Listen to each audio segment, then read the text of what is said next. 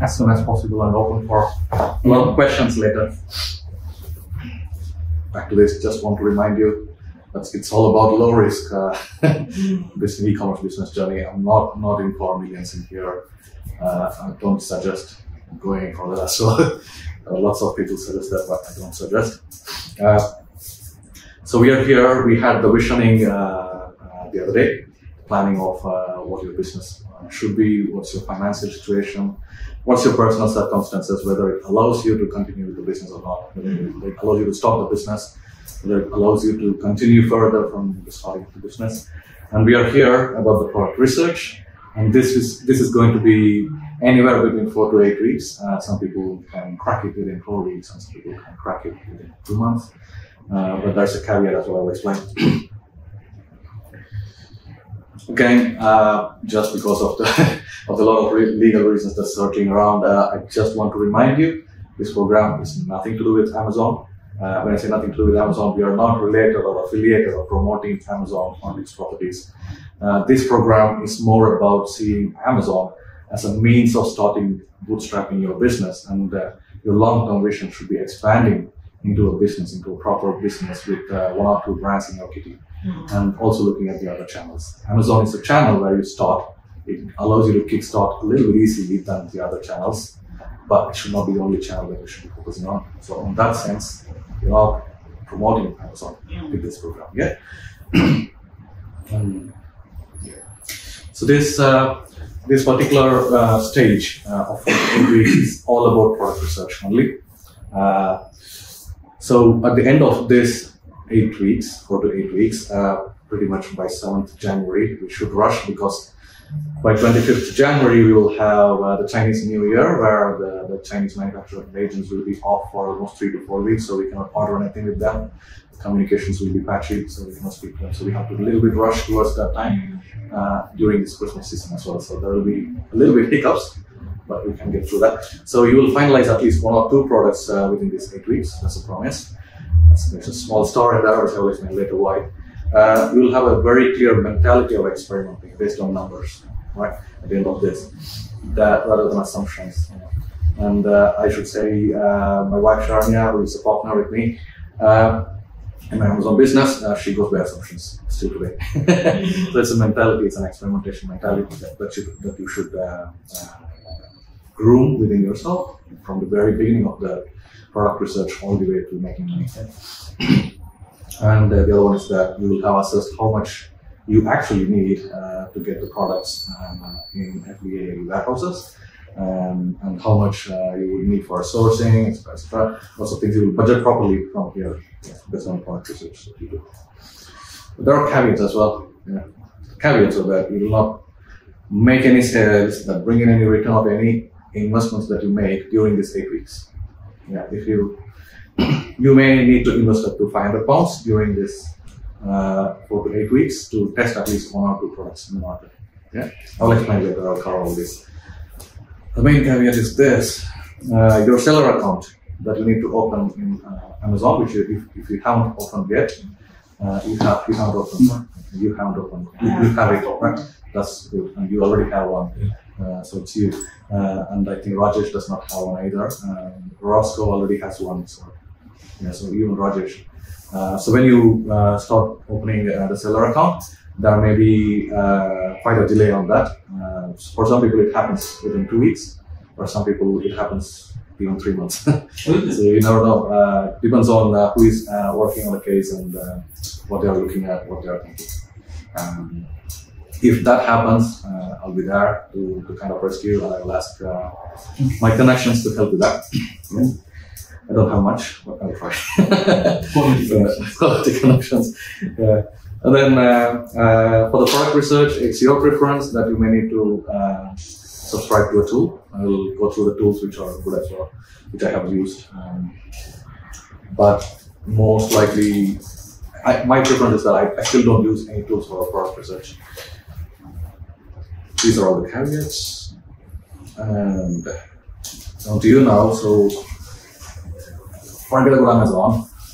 Has any of you launched any product in the market, launched any business or product in the market before?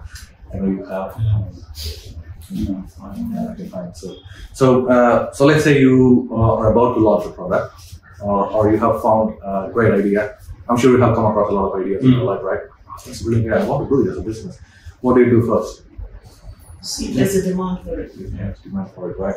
Yeah, that's right. So, in your opinion, Yeah, no, I agree. A lot of what I did was what you suggested by gut instincts, rather than actual research, and you kind of try and get a feel, because you're ultimately one of the customers as well. Yeah. So you kind of think, if I like it, then Yeah. I don't know whether that's the best approach this time. That's good. That's good. You're the first customer. There's no doubt, but you shouldn't consider your assumptions at all. That's another thing. Your problem could be just that. It's just your problem. Right? Yeah. So market research. Why is it required? So the first thing that anybody should do for any product launch is that they should do the market research. What is a market research is one thing that we need to speak about. Why do we need to do the market research? To validate your product idea, right? It's to validate whether your idea is good or not. Yeah. How do you do the market research in a non-Amazon situation, right? If you're launching a product, there are a number of potential ways to do it. Potential customer reach out, like you should find out, who are my ideal customers? Can I find them around me, my colleagues, my staff, or my relatives, my friends? I reach out to them and ask them, this is the idea, what do you think about it? Give me a honest opinion, that's one thing. And then you go to consumer panel surveys, right? You go to, I think if you work with surveys, or come across any surveys here. So you take a survey, for example, Cambridge Analytica survey, right? Yes. So you take those surveys, and you pay for those surveys sometimes as well. Give a kind of questionnaire to 800 people, and they click, and then you say, okay, fine, I kind of understand the mentality of my customer now. So is there a demand? Can I match these answers to my demand? We can find that. And then focus groups. Focus groups is another paid way of finding whether your product is a valid idea. Focus groups is where you again pay, or sometimes do not pay. You ask people to come into a room like this and toss them a lot of topics to discuss between them and try to understand the mentality of the particular problem, how do we address it. And then prototyping and crowdfunding. That's the busiest strategy these days. You just create a prototype, for example, this biscuit box. It looks nice, Christmas, good. Yeah, so there you go. Next Christmas I will deliver, but can you give the money now? So probably prototype and ask for the crowd to fund it, right? So these are the different things.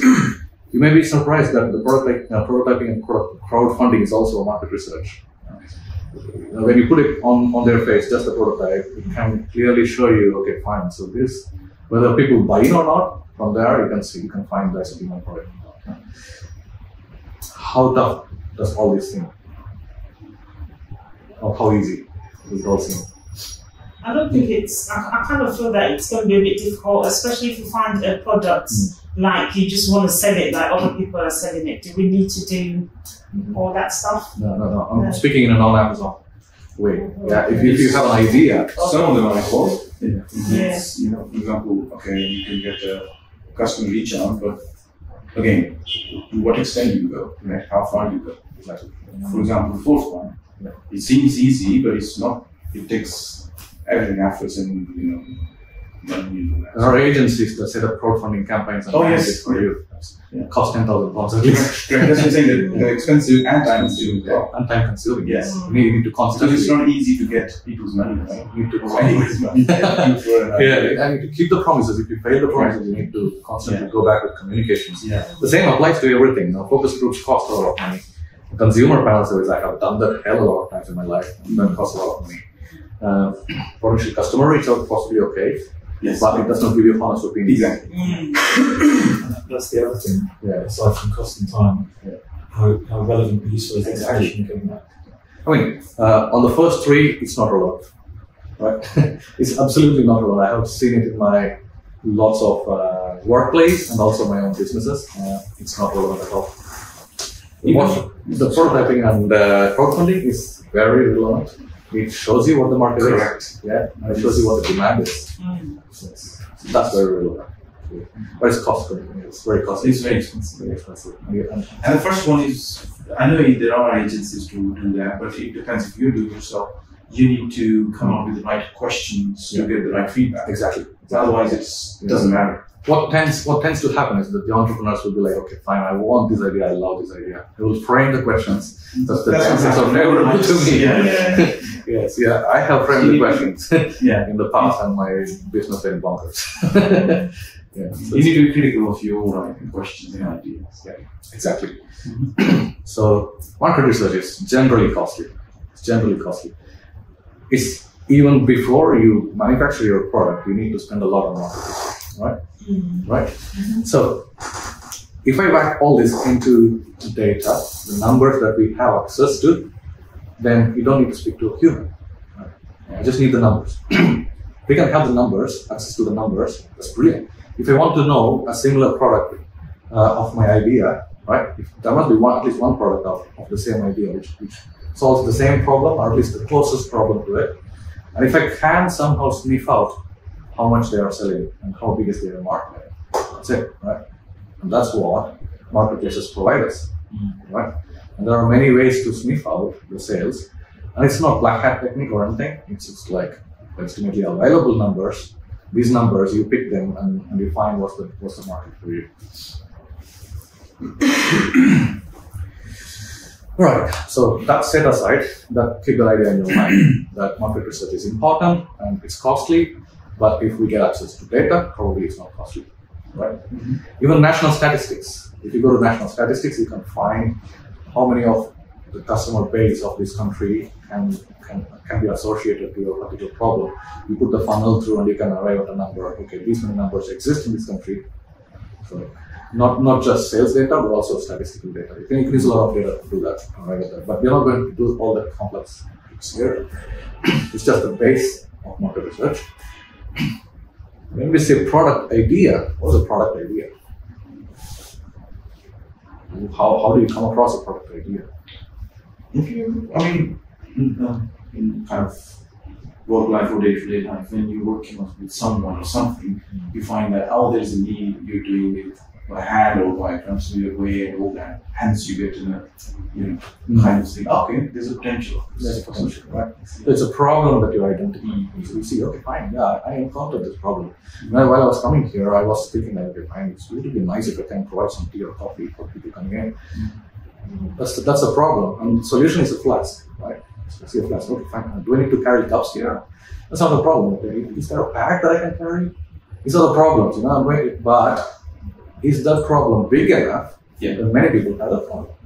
I thought, like, okay, fine, it's just my problem to carry this. Others will pay for the tea and coffee here. They will get the tea and coffee, that's it, right? So that's a different thing, a different kind of thinking there. So you need to find a problem to arrive at a product idea. What do you do next? Find how many people have this problem. You need to find the numbers of people who have this problem, right? And then you need to find how much they are willing to pay to solve this problem, right? They are ready to pay £100 or £200 or maybe £1,000. Will they be happy to pay? For example, I tried to bring up a product, a software product, which is related to travel. I was building it for travel agencies to use. I was thinking they would be ready to pay at least £5,000 a year, but it wasn't the case. So I had to find it out. They were ready to pay £200, but I was thinking £5,000. So there's a big gap there. Even though I found there's a problem, I didn't find correctly whether the market is as big as I thought. Right? Yeah, that's true. Similar note. Apple Observer, that's I was working on something related to insurance, right? And not right at the scale, but a few people I met and said, "What do you think about that?" And he said, "I won't even buy from you." I said, "Why?" "I'll copy it from my friend." And I said, "Oh, wow, okay, there's another problem." He said, "I won't even pay." So these kind of things, you're right. No, what's the problem? And how people will solve it, how much they will pay. Yeah. And the other important thing that many people miss out is that find how many times they will have this problem per year. Yeah. And that defines the unicorn status of a lot of companies. Uber, how many times will you use in a year? Constantly. Right? Constantly, right? And Google Maps are constantly. There are products which you use just once in a year, and there are products which you use constantly in a week, right? So you need to address all these to to say that I have a product idea. It's not just the idea. You need to find all these. That's true. That's true, right? And if I look at this, what all can I find from the existing data in e-commerce marketplaces like Amazon, right? Can I find a problem? Yes, I'll explain how. I can find a problem from there, from the marketplaces, right? You go to Trustpilot, for example. Don't even imagine Amazon. You go to Trustpilot, and somebody's complaining about, let's say, a SIM company. Yeah, you see a problem there. That's a problem. They're complaining constantly that the SIM is not working in this place, in this place, in this place. It's a problem, right? So you can find a problem online by looking at the social fervor, fear of losing out on something. You can find from there. There are a lot of resources to find a problem. Find how many people have this problem. Can I find that? Of course, yes, easy. Can find it. And find how much they are willing to pay to solve the problem. Look at eBay, look at Amazon. There is a problem, and if there must be at least 1 or 2 products which solve that problem. See if there is a product which addresses this problem, right? And then find how much it is, what's the pricing there, what's the average pricing there, and then find how many times they will have this problem per year. That's assessing the sales of the particular product. If we assess the sales of the particular product, we kind of derive at what's the kind of demand through this funnel. Yeah. So we got access to data, arrive at a product idea by assessing these 4 things. Right. Let's take this example: how a problem and a product idea can evolve over time. What do you think is the relation here? Between the hog and the Yeah, it's a door, white door. ball. Yeah, and it's a brush. Can you imagine? It's brush? the hair of the ball Yes. to make the brush. Make the brush. Yeah. That was the official first kind of brush, toothbrush, Yeah. designed in China, right? That was the first kind of toothbrush that has been used in 13th century or something, right? We still have it available in the market. 10% of the toothbrush or wild boar bristles. Yeah, we still have this available. And what's this? This is exactly not a toothbrush. You should imagine this. Why do you think this evolved into this? This was in the beginning of 16th century. People started using this kind of brush made with the tail hair of horses. Why do you think we went from there to here? Just making it easier to use. Softer. So it is softer. People felt it is hard on their teeth and gums, and they felt this is softer. And how much innovation is between these two? Nothing, right? It's just a small problem. Somebody has invented this toothbrush with such an immense effort to do that. Yeah, And then improve is this. An improvement, a small improvement is this, right? It's a small problem with the phone. People are complaining that it's hard. We got this. Somebody did this while they were in a jail. And they came up with this idea. And when they came up with this idea, they went out of the jail and they became a millionaire. It was in Europe, yeah. What's happened next? Version 3 and so forth. We got a whole industry now. There are like 3,000 different patents, toothbrush patents now, and a whole industry around toothbrushes. Yeah, wow. A lot is happening there. So you can imagine how many iterations of one product is going through by adding little value to each version. Product idea is not massive, it's a small iteration, very marginal improvement of an existing product. But if you don't have that marginal improvement, you don't have a product idea. You just have a product, right? So that's where we need to be focusing on. Find a product idea, find some product in the market, assess its sales. You can imagine that, right, from the previous slides. Assess its sales, assess the demand, and see if there's a problem to do with that product. There must be at least 4 or 5 for that product problems. And can you solve just one of the problems, and very marginally, and very practically, and with least amount of effort? Can you do that? That's what this is. You need to find a product niche that sells good enough for your current goals. I'll explain what is your current goals. Yeah. And good enough, you will try to figure out how you can find that. And find what are the main problems that their customers are having. Just what I explained now. And find if you can hack it. It's not like fully solving it and patenting it. I'm saying, can you hack it? Can you find, if you are to use the product and if you have the same problem, what would you do at home to solve it? That's what you need to think about. And can you solve it? Can you hack and solve it? At least one of the problems. That is your first product. I'll give you an example from my own kitty. My first product, what I had was a birthday balloon banner. It was only five pounds. Right? And I still sell it. I don't make any profit. It's just sentimental that I keep it there. Yeah. Happy birthday. Each letter balloon becomes 16-inch balloon. Yeah. It just hangs on the wall. That's it. Simple. I was looking into a lot of the products in the market. And one review that constantly came back was that, oh, come on, this wall is so tight that I cannot blow it easily. I cannot do anything with that. Fine. What do people do to do it? They try to find a straw from somewhere in their home, or they go to McD, buy something and buy a juice and get the straw there. The iteration that I did was the balloon with a small straw in one package. And it went really well. I got 5-star reviews in there. No, it's just a small idea. Is it a patentable idea or not? Is it a scalable idea? Yes. Lots of people copy it. That's fine. I got the first in the market. Right? So it's sold really well. That's behind me. It's not massive, but that's a success that I always share. It's a small iteration that we do. Right? So yes, so I was explaining find a product niche that sells good enough for your current goals. Really, that's what the focus should be for the 4 to 8 weeks now. That the current goal is that if you see, I always set the goals based on my long-term goals. I see what my long-term goal is, and I break it down to what is my this week goal. It's not like this is the goal and what's my, these two are not two different things. These two are quite related, right? You do performance appraisals probably for your staff, and you go through performance appraisals. You go through performance appraisals. And how it works is that the CEO says, okay, this is my vision for the company. And it kind of cascades to the first level employees. And the first level employees break it down so that it can be assigned to the other people, right? It breaks down to the Q3, Q4, Q1, Q2, whatever it is. So Q1, Q2, we are going to achieve this. Q4, we are going to achieve this. You are achieving this. You are achieving this.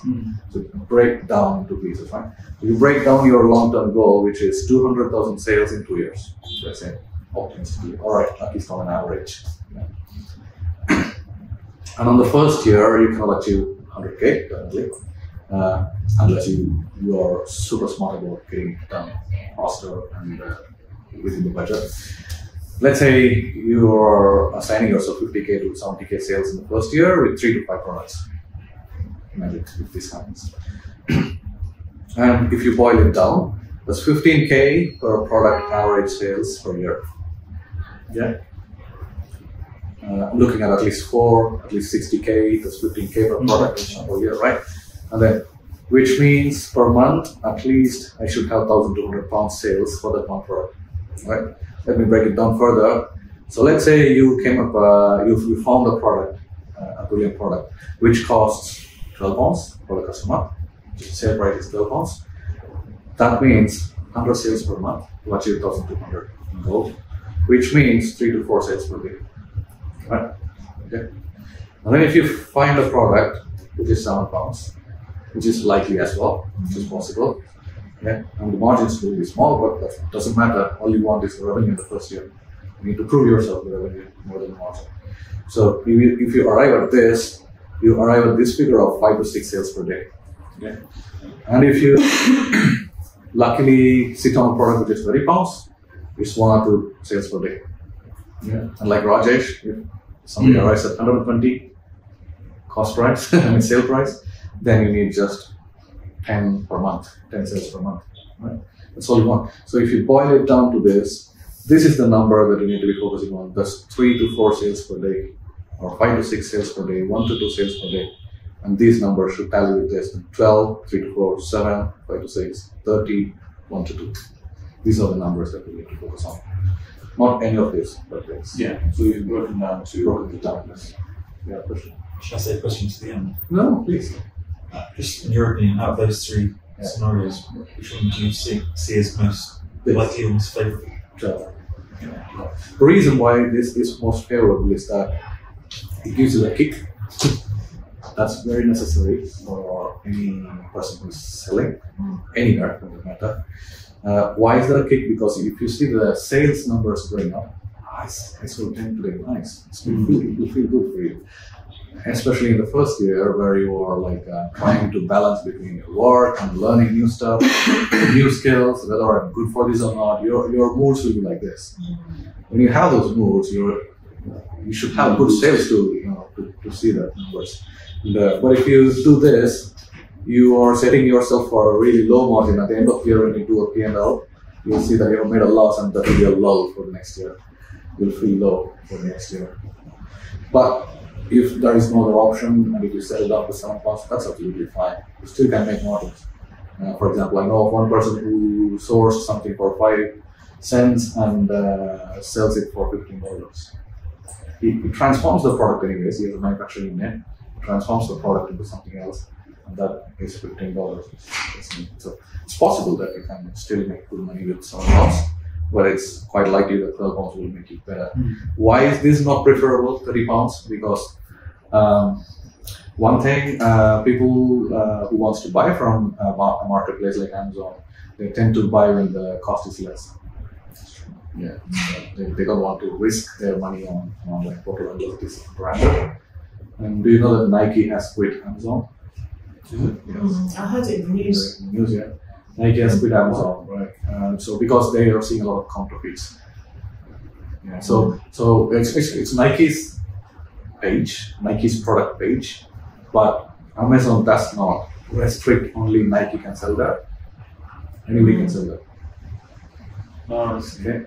If anybody can sell there, let's say there are 130 sellers for one Nike shoe, and at least 10 of them is counterfeit, let's say. Yeah. And if that happens, the reviews will go like, this is counterfeit, don't buy. And Nike is not able to tackle that. No. They are liable for the page. So they found it difficult. They have 30,000 SKUs in Amazon. So they pulled out last week. And following that, Lush, do you know Lush? Yes. Lush, they pulled out yesterday. Oh, really? Yeah, they pulled out yesterday. The reason why I'm saying that is there's counterfeits happening. Yes, and they've done something about that as well, right? They are doing things about it, and it's really hard to crack down. Really hard to crack down. There are lots of. Just 2 years ago, in the last decades, when Google SEO was on the prime, people were having lots of black hat techniques to get the SEO working for their website. Lots of black hat techniques, and Google had to crack down all those techniques on their one. So even now there are black hat techniques. Amazon now gets 60% of the product purchase traffic, direct traffic. Not even Google and then to Amazon. People go directly to Amazon and buy stuff, right? 60% of them. If that's happening, then that is potential. It's like the SEO wave, this is Amazon wave. People are flocking into it and they are trying to make as much money as possible, right? However they want to. Even if their account closes down, they're fine because they have made money in the past. That's true. Yeah. So that's possible. It's nothing to worry about because it's on the favorable side for this model where we are looking to build a brand out of Amazon, not selling other brand in Amazon. Right? We're not entering into the marketplace side. We are entering into Amazon as a brand itself. Right? At least in the long term. At least in the 2 years time. And that's why this 30 pounds mark, I think customers will be trusting less of any online marketplaces. They will be trusting Nike.com. They will be trusting the individual brands. Which kind of makes sense. Yeah. But they may not trust as much as a brand site itself. So that's where it slightly fickles. Last week, my brother-in-law bought an AirPod 2 for 40 pounds. It's a counterfeit. Which he knows, I know, but he bought it because he wants an AirPod. That's it. Yeah. Right? No, this is correct. Even when I have to buy, for example, anything goes beyond, let's say, 40, 35 pounds, 40 pounds, I will spend a little bit of time what it is, what are the other products and all that. But with anything up to, let's say, 15 pounds, yeah, okay. I'm not saying that 15 is not an amount, but I'm saying you just take that risk. Saying, okay, with Amazon and this and that is okay. So what's it? Yeah. Absolutely. So that's why I think this is a good sweet spot to have. I'm trying to have most of my product catalog within this range. Roughly between 15 and 20. That's what I'm trying to target. So, any more questions on the current goals? Breaking it down. Okay, that's good. That's good.